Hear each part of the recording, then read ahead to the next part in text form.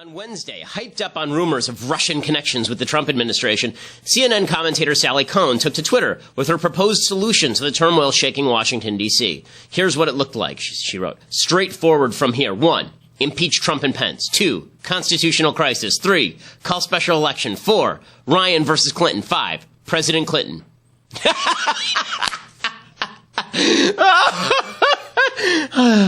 It's good to dream, Sally. It's good to dream. First off, there's no evidence yet of any high crimes and misdemeanors necessary to begin an impeachment. And then there's also a problem about impeachment because Republicans control both houses of Congress. And then there's something called the line of succession. If Trump and Pence actually were impeached under the Presidential Succession Act of 1947, as prescribed by the U.S. Constitution, Article 2, Section 1, Paul Ryan would then become president. So there's no constitutional crisis, as Cohn sort of suggests. And then how about that special election? Well, I guess you'd need an act of Congress because that's not in the Constitution. Well, Republicans control both houses of Congress. So there's that as well. And then continuing on, Cohn suggests that the race would be Paul Ryan versus Hillary Clinton. Neither side of that equation is actually guaranteed. Finally, Cohn suggests Hillary would undoubtedly win the election, which is kind of silly given she just lost to the most unpopular presidential candidate in modern American history. But it is good to know that Sally Kohn has an active imagination and that she's still dreaming of President Hillary, no doubt alongside President Hillary. I'm Ben Shapiro. This is The Ben Shapiro Show. Everybody's losing their mind, gang. It's wild. So we will have a special surprise in just a moment here on the Ben Shapiro Show for our cultural correspondent, or Andrew Klavan's cultural correspondent, Michael Knowles, will be showing up here to annoy us in just a few moments. But first, we have to say thank you to our advertisers over at Helix Sleep. If you are longing for a good night's sleep, if you have children that wake you up at all hours of the night, for example, not that it applies to you, but it applies to me. If you do, then you need a bed from Helix Sleep. You need a mattress from Helix Sleep. They are unbelievably comfortable. The way that it works, you go to helixsleep.com and you fill out one of their surveys that asks kind of, do you like the bed breathable? Do you like it soft? Do you like it kind of firm? And you can have a mattress that has 2 separate settings for you and your spouse. And then you order it. It comes in the mail. You take it out of the box. It inflates right in front of you because it's a foam mattress, and you use it for 100 nights. If you don't like it for 100 nights, then you can send it back to them for free. Shipping is 100% free, so you can try it. There is no risk whatsoever because if you don't like it, you can always send it back. And I promise you, it's really good. It's really affordable. Really solid mattresses cost thousands of dollars. Helix Sleep is way, way less than that. And you can check it out at their website, helixsleep.com. They run that proprietary algorithm, and it's worked beautifully for us. My wife and I both really enjoy our Helix Sleep mattress. helixsleep.com/Ben. You get $50 off your order when you use the /Ben. Plus, you're letting them know that we sent you, for which we thank you. So helixsleep.com/Ben. That's helixsleep.com/Ben. So I have to clean up a little bit of unfinished business, unfortunately. So I've paid off a lot of bets over the last election because I was foolish enough to give odds. Never give odds. It's always a mistake. So I gave a bunch of odds, and I'd actually forgotten that I made a bet with Michael Knowles since I apparently decided to lose money to everyone in the office. I've already given small amounts of money to Jonathan Hay. I've given larger amounts of money to Michael Medved and David Bose. I gave amounts of money to Jeremy Boring, or at least I will, maybe. But Michael, I've been holding out on mainly because it's fun. So I'm actually signing him the check. Come on here, Michael, and congratulations. Here is your check. $400 for Michael Knowles. I gave him 4-to-1 odds for $100, and I'm gonna write here in the data line for ignoring data, and then I'm gonna just hand this over to you. We'll take a picture for the cameras. This is really incredible. There we go. Thank you. Absolutely. No! Absolutely. Well, I guess I won't be having lunch today, but well, it was nice. It was good to see you, Michael. Well, thanks. Thanks for having me. Here's the actual check. Here's the actual check. And go. Just go. Oh, that's good. So Good to see you. Good to see you, Michael. Always a pleasure. Always we have to get out of here. All right. Now, in other news, everything continues to be crazy over in Washington, D.C., and it continues to be crazy because everyone has decided to go absolutely insane. Nobody is telling you the truth, okay? This is the running theme of the show today, is that no one is telling you the truth. Everybody tells you half the story, but not the other half of the story. So if you're on the right, then what you're generally hearing today is about intelligence leaks and how terrible they are.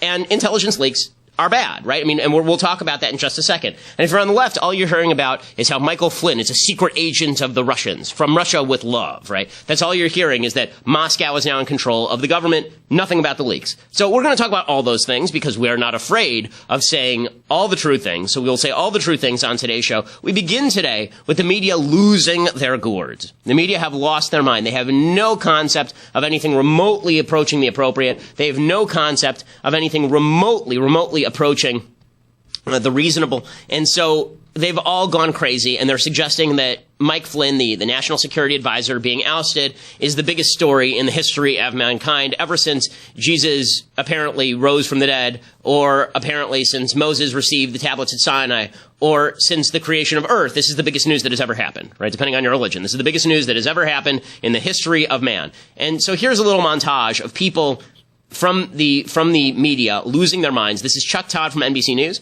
and Thomas Friedman, who has the brain power of a slightly overused hairdryer, and Dan Rather talking about how this Mike Flynn thing is just it's not just big, it's the biggest. It's not just the biggest, it's huge. So here they are. Welcome to MTP Daily, and welcome to day one of what is arguably the biggest presidential scandal involving a foreign government since Iran-Contra. Take a breath. Hyperbole aside, folks, hunker down, because this is a Class 5 political hurricane that's hitting Washington. All this hour, we're going to dive into every angle of this breaking story as the White House scrambles to contain the fallout. Today, White House Press Secretary Sean Spicer told reporters that President Trump knew for weeks that his national security advisor Michael Flynn had misled the vice president and apparently White House Chief of Staff Reince Priebus, among other White House officials, about discussions he had with Russia. It's the biggest thing since Iran-Contra. No, it's not. It really isn't. There's not. Maybe the evidence eventually will get there, but no, it's not. Right now, all we know is that Mike Flynn didn't tell Mike Pence that he had talked to the Russian ambassador about something. That's the whole story. I mean, literally, as far as we know, that is the entire thing. We don't know anything more than that. Those are all the verified facts thus far. And I don't even think that's fireable, as I discussed yesterday. And we'll talk about sort of the theories of why Flynn was even fired, because it seems really questionable to fire him based on sort of all the right-wing theories of what's going on here. So Chuck Todd says the biggest since Iran-Contra. That's sort of ignoring things like Benghazi. It's sort of ignoring things like Barack Obama lying to the American people and Congress and everyone about the Iran deal until it was already done, and Ben Rhodes bragging about it in the press. It's sort of ignoring the weapons of mass destruction debacle under George W. Bush. It's sort of ignoring the Chinagate scandal under President Clinton. There have been a lot of real problems in foreign policy for a long time. If you just want to restrict it to scandals involving foreign governments, then it seems to me that 2012, Barack Obama saying openly on a hot mic that he wanted flexibility from the Russian government for his re-election campaign, that's just as bad. That's really not good. Okay, but Chuck Todd's the worst since Iran-Contra. Then there's Thomas Friedman of the New York Times, who, as I say, has the stunning brain power of an overused hairdryer. Here's Thomas Friedman. It gets, Joe, to two other issues. The first is we have never taken seriously from the very beginning Russia hacked our election. That was a 9/11 scale event. They attacked the core of our very democracy. That was a Pearl Harbor scale event. Can you imagine if Hillary Clinton, where Trump was, what the right would be doing on this issue? Okay, so stop it there. So Friedman says, can you imagine what the right would be doing if the situation were reversed? Well, can you imagine what the left would be doing if the situation were reversed?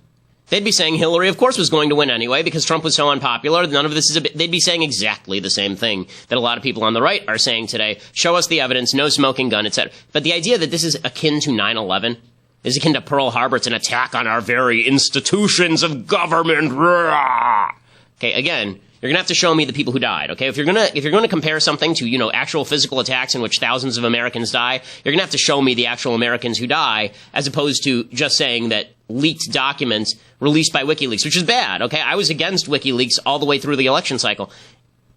Saying that is equivalent to 9/11 or Pearl Harbor is so over the top, it's insane. And then there's Dan Rather, okay? Dan Rather is the father of fake news. Dan Rather is the guy who went out there with a false document about how George W. Bush went AWOL from the military back in the 1970s, and then he was fired for it. And now, I don't know if the media has a death wish, or if they're just suicidal, or what they're sadomasochistic. I don't know what the story here is. The media keep trotting out Dan Rather as though he has something relevant to say on the nature of truth. And here's Dan Rather talking about, well, actually here. So Dan Rather, I guess he just said this. So Oh, it's a Facebook quote. So what Dan Rather said on Facebook, he said, Watergate is the biggest political scandal of my lifetime until maybe now. It was the closest we came to a debilitating constitutional crisis until maybe now. The Russia scandal is somewhere around a 5 or a 6 on the 10 scale of Armageddon, but it is cascading in intensity seemingly by the hour. And Dan, you're going to have to calm down. You're going to have to calm down. Really, why are the media so hot and bothered? Why are the media so up in arms over this whole thing? Because the media get to celebrate themselves. They get to pleasure themselves on camera. Brian Stelter over at CNN, he says, you know who this is really a big moment for? This isn't a big moment for the American people. It's not really a big moment for, it's a big moment for us. Aren't we grand?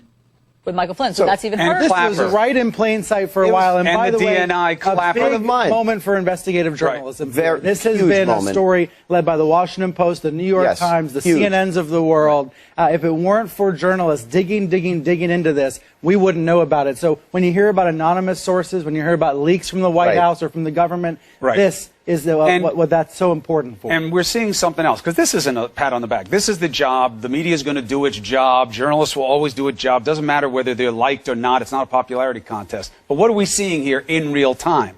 Okay, they break the story. Flynn resigns. He says in his letter, basically, I own this. Okay, this wasn't some political trap set by the media. He owned it. Okay, walking brick.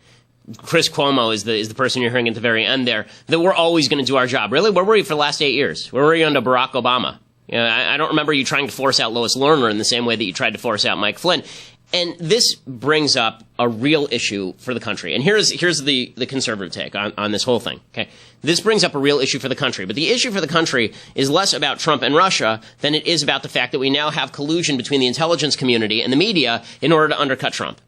And it really is a problem. Regardless of whether you like Trump or you don't like Trump, it is not a good thing when the intelligence community is acting as a shadow government, intervening in elections. James Comey writing letters in the middle of elections, the left hated it. Now you've got the intelligence community leaking off the record like a sieve. I mean, it's not even a leak anymore. It's now a gushing flood of information coming out to the media, and it's all being delightfully overplayed by the media. I'll give you 2 examples just over the last 12 hours. So on Tuesday night, the New York Times ran with this headline, quote, Trump campaign aides had repeated contacts with Russian intelligence. That's a pretty damning piece, right? I mean, the idea is that they must have colluded with Russian intelligence to affect the election or shape policy. They were talking. They were in coordination all the way with Russian intelligence. And this was used as sort of the counter to the fact that Sean Spicer had said that nobody talked with Russia before the election because, again, the Trump administration is not competent at communications. Clip 10, Sean Spicer says that we've never talked with the Russians, and here's the New York Times piece saying different. Now, today, can you still say definitively that nobody on the Trump campaign, not even General Flynn, had any contact with the Russians before the election? My understanding is that what General Flynn has now expressed is that during the transition period, well, we were very clear that during the transition period, he did speak with the ambassador. I'm talking about during the campaign. I don't have any. There's nothing that would conclude me that anything different has changed with respect to that time period. Okay, so he says that we've had no contact during the campaign, and then the New York Times runs a piece saying there were contacts during the campaign, looks shady, looks like a cover-up. But as James Barrett notes over at Daily Wire, by the 3rd paragraph of their 1,300-word article, the Times admits that they said so far they'd seen no evidence of cooperation between the Russians and the Trump campaign. So Spicer isn't telling the truth there, that Trump people weren't talking to the Russians, but there was no evidence of cooperation. And the New York Times acknowledges there's no evidence for any collusion with the Russians regarding the election. And then later in the article, the team of writers acknowledged that the contact that did allegedly take place between Trump's associates and Russian intelligence could have been done unwittingly. So it's possible that Spicer isn't actually lying, he just doesn't know the answer, meaning we talked to people who are from Russia. Were they working for the Russian government? I don't know. And then CNN here's a second story. CNN runs another story today, and their headline is Trump aides were in constant touch with senior Russian officials during campaign.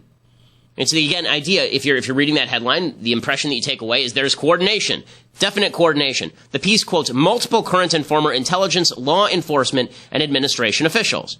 So the leaks aplenty. But then CNN reports, quote, officials emphasize that communications between campaign staff and representatives of foreign government are not unusual. So if they're not unusual, what the hell are we talking about here? Right? Presumably what they're really asking Spicer is, were there any covert coordinations, were there any covert communications between Trump team and Russian team? But CNN can't say there was, and New York Times can't say there was, but the headlines seem to suggest there was. Right? I mean, that's media malpractice. Why isn't the headline, no evidence of coordination? Ari Fleischer pointed this out. Why is there no headline that says, no evidence of coordination between the Russian government and Trump campaign? And why is the intelligence community leaking all this stuff anonymously? So Trump has been up in arms over this. He's been tweeting incessantly about the intelligence community leaking and saying it's really inappropriate. There's one problem with how Trump is doing this, and that is that Trump is saying these leaks are wildly inappropriate, and then he's also saying fake news. Okay, either the leaks are true or the leaks are false. You can't really say both the leaks are illegal and they're really damaging and they're really terrible and also they're false. If they're false, just say they're false, right? Just say it's a bunch of crap. And people who, and the media, Trump is familiar with tweeting in all capital letters fake news. But the real story here is not even about the media so much as it is about the intel community. So this is what people have been referring to as the deep state, meaning the bureaucracy that is entrenched in power and isn't moving. Do they have an agenda to stop Donald Trump? If so, why is that agenda present? And we'll talk about that when we continue over at dailywire.com. In order for you to see that, you're going to have to go over to dailywire.com and subscribe. Right now, $8 a month will get you a subscription. You can see the rest of the show live. Tomorrow we have the mailbag. We will be doing the mailbag live, so you can write your questions in and we will answer them on air and make your life better in every conceivable way, because let's face it, you're miserable, but the mailbag will make you happy. So you go to dailywire.com to subscribe right now, $8 a month. Plus, if you subscribe annually, you get a free copy of the Arroyo, great fictional film about everything that's happening down at the southern border. So check it out, dailywire.com, or listen to us later on iTunes or SoundCloud. Make sure you go over to iTunes and give us a review. We are by far the largest conservative podcast in the nation.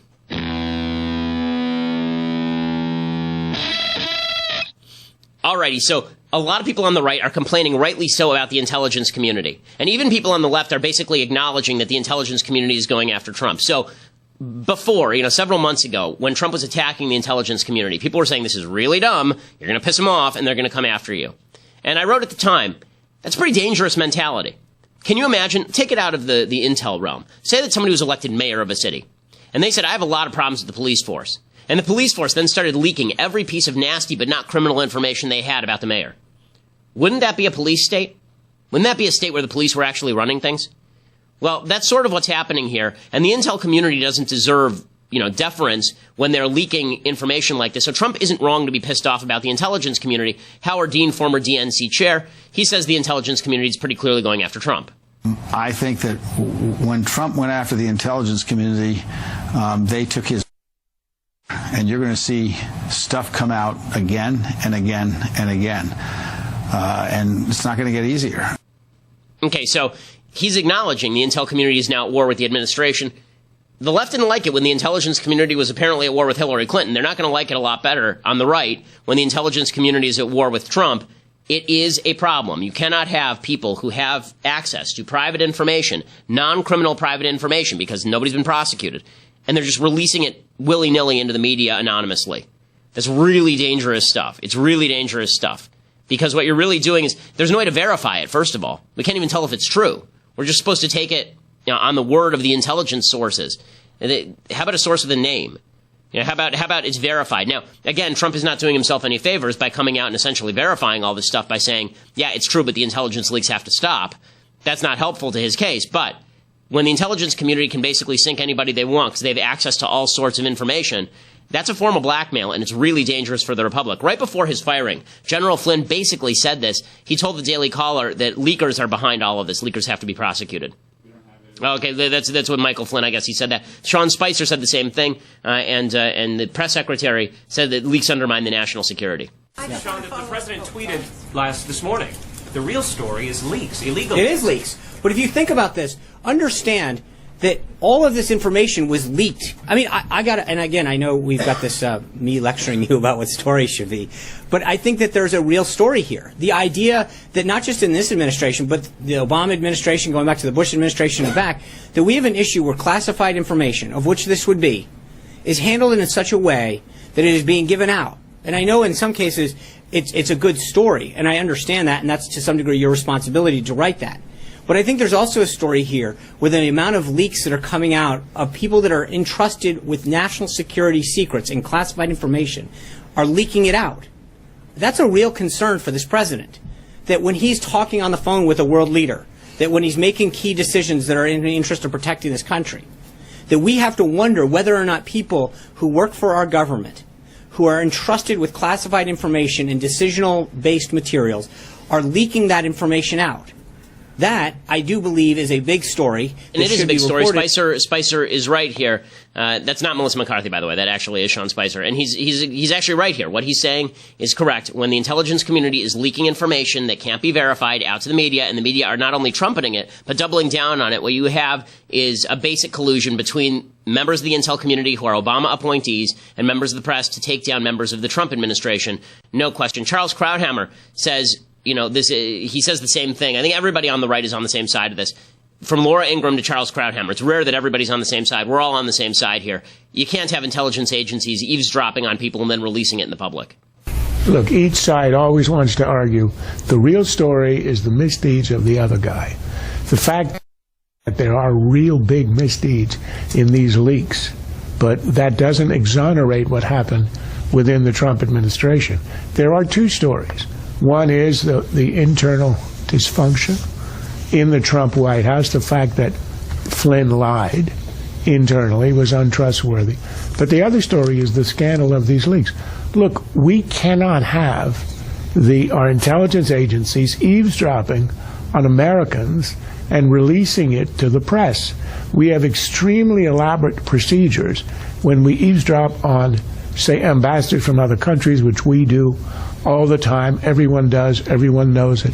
That when the conversation involves an American, there are extremely strict procedures. Krauthammer is exactly right here. He's exactly right. Now, I will make one comment here, and that is that Andrew Klavan has said on his show before, and not to rip on Drew, but Andrew has said on his show before that whenever the left there's a scandal about content, they immediately go to process. They say, how do we get that information? And that's their way of misdirecting.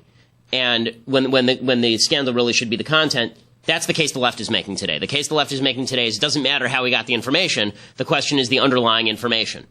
And we're going to get to that in just 1 second. But it is worthwhile noting that the consistent stream of intelligence leaks is really, really bad stuff. Now, on to the second half of the story, and that is the content of the leaks. So the content of the leaks, as I say, there's not a lot there yet. We really don't know what's there yet. And this raises a question. What is there? What is there? Okay, so there are 5 theories, basically, about why Trump ousted Flynn. So quick note, when people say things like, this was an intelligence community political assassination of General Flynn, baloney. Baloney. Trump's the one who pulled the trigger. Right? I mean, no one else could fire him. The intel community couldn't fire Flynn.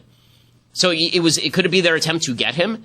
Sure. To humiliate him? Sure. But Trump's the guy who has to pull the trigger, and so far I'm still confused as to why Trump pulled the trigger. So there are 5 theories as to why Trump pulled the trigger on Flynn right now. One is the Breitbart InfoWars theory, that Vice President Pence and White House Chief of Staff saw Flynn as a danger to the administration, and they used this as an opportunity to cap him in the back of the head.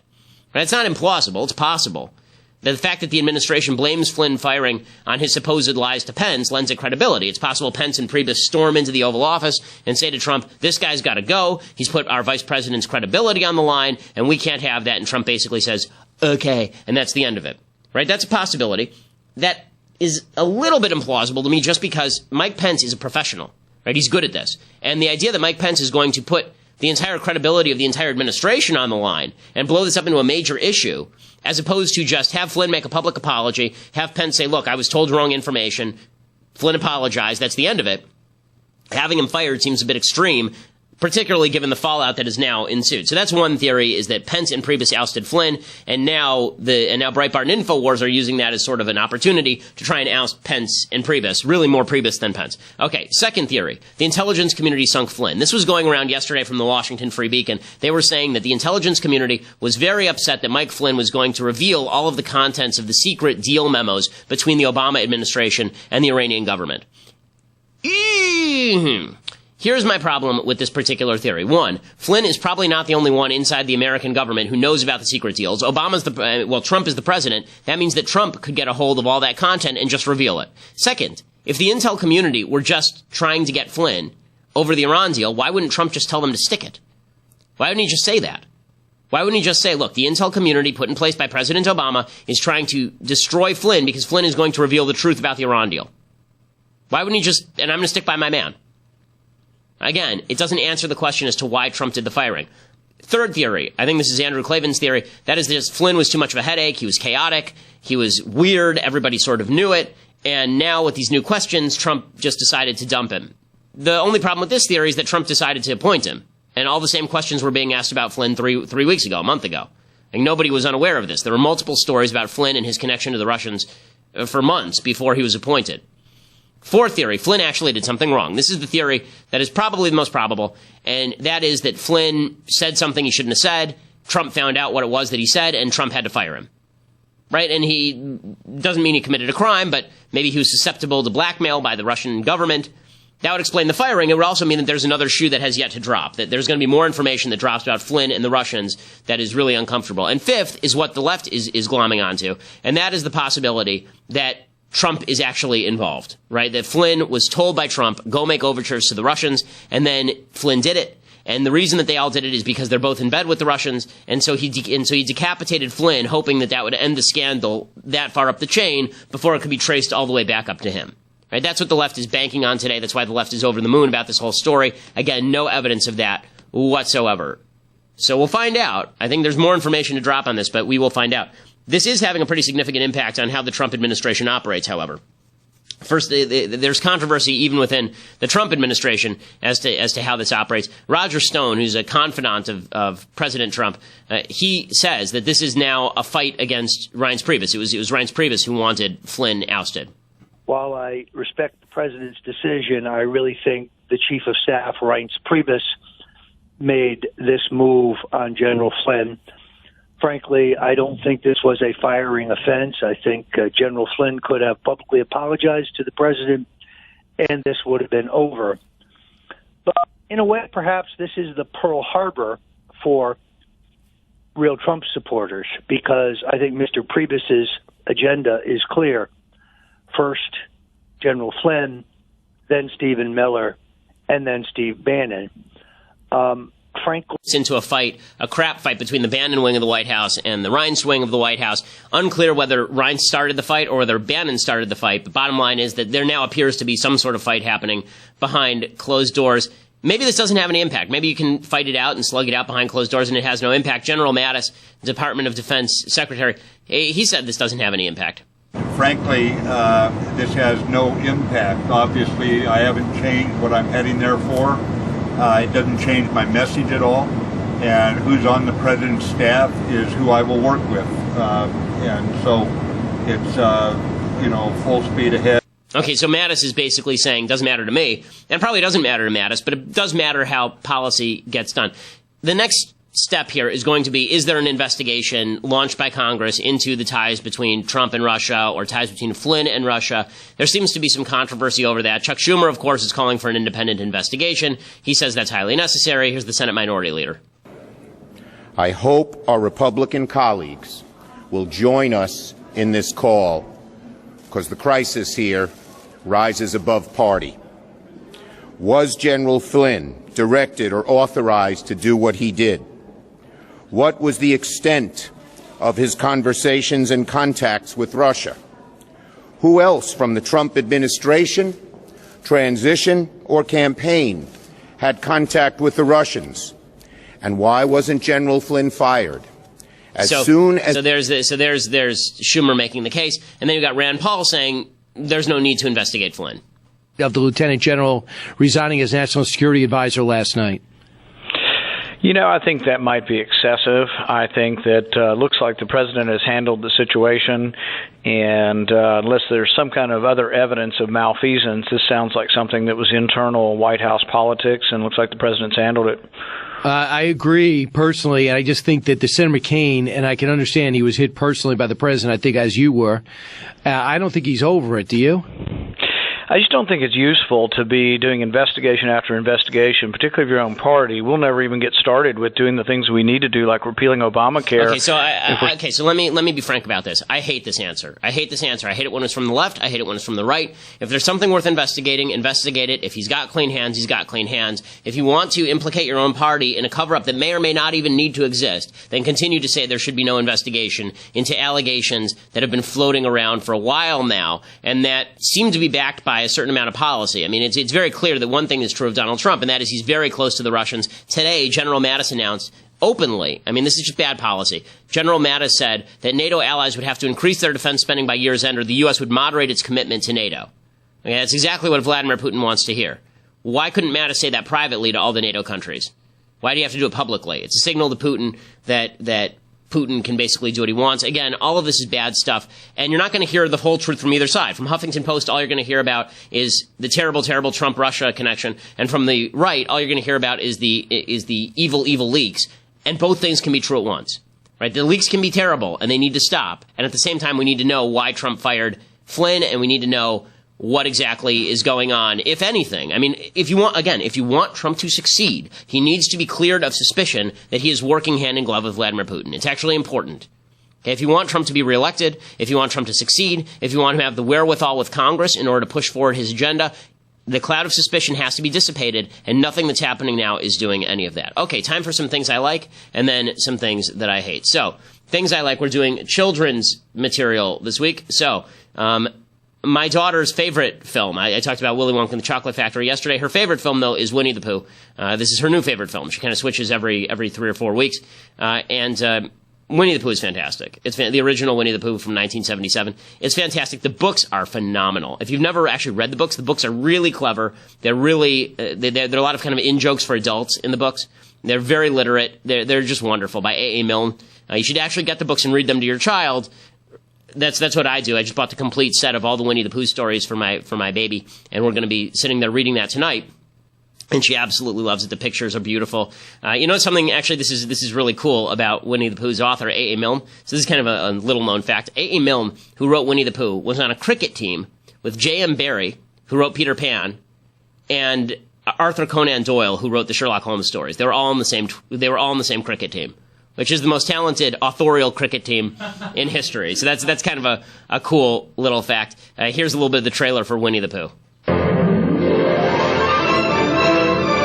It's the best.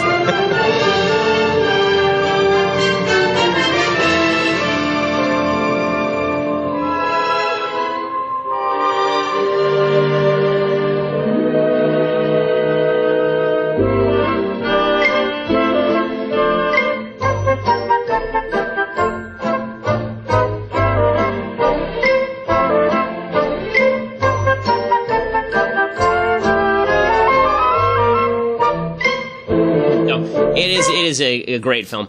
It is also there are very few films that actually make me cry at the end of them, and Winnie the Pooh, for some reason, really gets me. When he has to go to school and leave behind all of these stuffed animals, and he's getting older, the passage of time is very sad, especially when you become a parent, because, like, if you've ever seen the film Inside Out, there's a point where there are a bunch of discarded memories, and one of the saddest things as a parent is watching how it all unfolds and knowing that you can't stop time at any given time. Like, no matter how good a time you're having with your child, your kid's going to grow up and you're both going to forget the memory that you're currently forming. It's really sad, and there's a bit of wistfulness to Winnie the Pooh that is really sad and heartbreaking, but also wonderful, because it reminds you just how special that time is that you're sitting on the couch reading Winnie the Pooh to your 3-year-old. Okay, time for some things that I hate. So the media have, again, as I say, they've lost their minds. Stephen Colbert ran a sketch in which he basically almost called for the assassination of Stephen Miller. Now, Stephen Miller is one of Trump's advisors. He made a bunch of Sunday show appearances that were pretty wild. And so Stephen Colbert did a sketch where he showed Stephen Miller appearing in a bunch of different TV shows, and it did not go well for Stephen Miller. People who have no right to vote in this country, registered to vote, canceling out the franchise of lawful citizens of this country. That's the story we should be talking about, and I'm prepared to go on any show, anywhere, anytime, and repeat it. Don't try luring me in with sexy talk. We know for a fact you have massive numbers of non-citizens registered to vote in this country. Nobody disputes that. Now, if you want to lure me in with sexy talk, that's how you do it. And Big Bang Theory. And now here he is in The Walking Dead. Maybe. We know for a fact you have massive numbers of non-citizens registered to vote in this country. Nobody disputes that. Hell, you're all going to be doing that. We know for a fact you have massive numbers of non-citizens registered to vote in this country. Nobody disputes that. No, please, no! Look at him!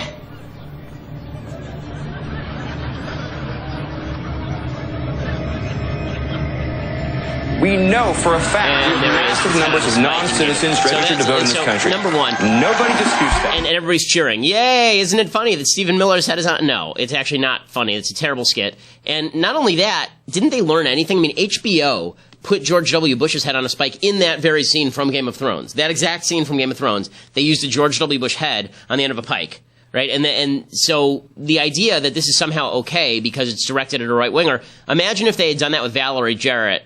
Imagine how the hubbub would be from the left. And you can imagine what it should be from the left when they do things like this. It's really, really stupid. Okay, other things that I hate. Donald Trump is apparently going to move forward with this autism panel. Robert Kennedy Jr. has said that now he wants to be on this autism panel about vaccinations and autism, which is just asinine. Again, the idea that there is a link between vaccinations and the rise in autism is entirely specious. There's no scientific evidence that suggests this link. But here is Trump talking autism yesterday at the White House. Have you seen a big increase in the autism with the children? Yes. In fact, our school has shifted its population, so more children with autism, definitely. So what's going on with autism? When you look at the tremendous increase, it's such an incredible, it's really a horrible thing to watch, the tremendous amount of increase. Do you have any idea? And you're seeing it in the school.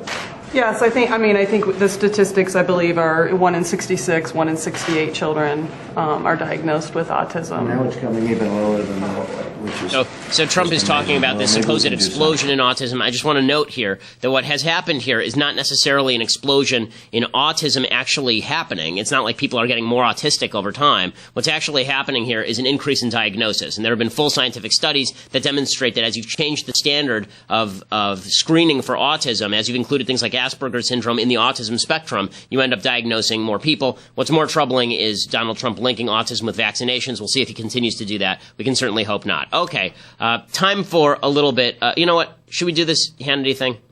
Maybe. Okay, so the final thing I hate. Sean Hannity has on Kellyanne Conway.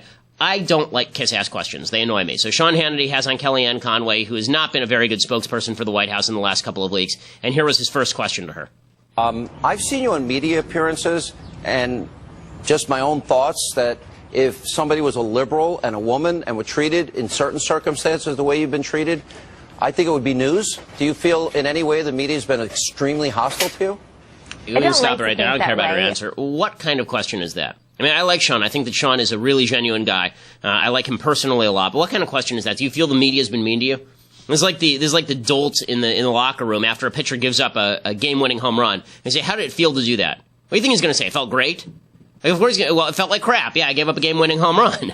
But again, if this is the way that we're going to play politics now, where the media don't even ask questions of people, then I guess we're going to get what we're going to get. Okay, time for a little bit of Bible talk. So this week in Jewish circles, we read the Parsha, the portion of the Torah in which God gives the Ten Commandments, and so we're going to go through those really quickly and talk about their modern day applications. So this is from Exodus chapter 20, and we will run through this pretty quickly. So God spoke all these words to respond. I am the Lord your God who took you out of the land of Egypt, out of the house of bondage. You shall not have the gods of others in my presence. You shall not make for yourself of a graven image or any likeness which is in the heavens above, which is on the earth below, or which is in the water beneath the earth. So the idea is that you're not supposed to engage in idolatry. There's actually a debate between Christians and Jews about which one of these constitutes the first commandment. So Jews actually think that the first commandment includes, I am the Lord your God, and it ends at out of the house of bondage. So there's a requirement to believe in God.